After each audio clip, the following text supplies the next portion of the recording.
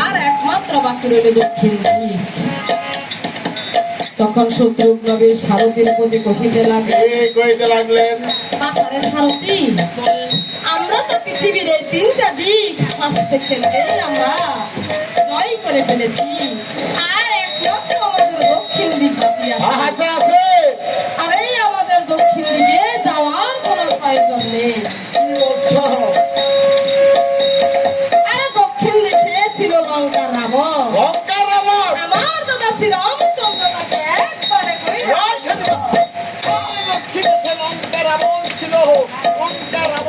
তোমার দাদা এই মেরে তুমি দক্ষিণ দেশে নতুন কোন বীর যদি জন্মগ্রহণ করিয়া থাকে তাহলে আমাদের বিষয়টা কি হবে? সারথী, বাছারে সারথী তুমি মন্দ বলো না। বাছারে সারথী তুমি মন্দ বলো নাই। এক বীর মারা গেলে কি হবে, আরো কত বীরের জন্ম নিতে পারে। আর আসার সময়, এই যে আসার সময় আমার পিতৃ সমতুল্য আমার জ্যেষ্ঠ ভ্রাতা শ্রীরামচন্দ্র আমাকে বলেছিলেন এই পৃথিবীর চারটা দিক ভ্রমণ করার জন্য।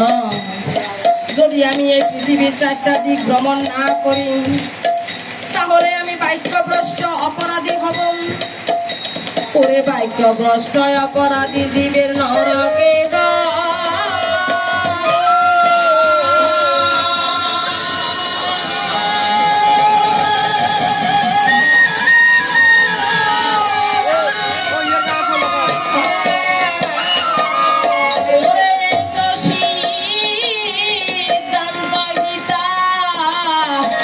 ওরে ভাগবতের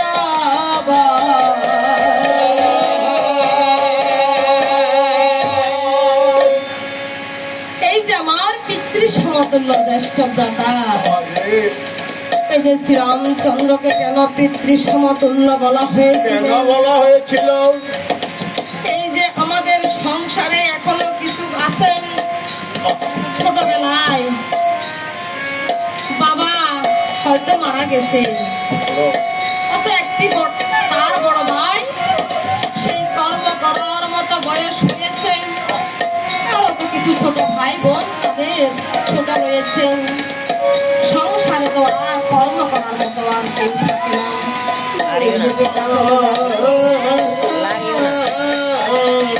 সংসার থেকে যখন পিতা চলে যায় ততদিন আর এই যে আমাদের তখন মাথা থেকে এই যে ছাতাটা পড়ে যায়। যতদিন আমাদের পিতা এই সংসারে থাকেন ততদিন সন্তানের একটি ছায়া হিসাবে থাকে, আর পিতা মাতা পৃথিবী থেকে চলে গেলে তাদের ছায়াও চলে যায়।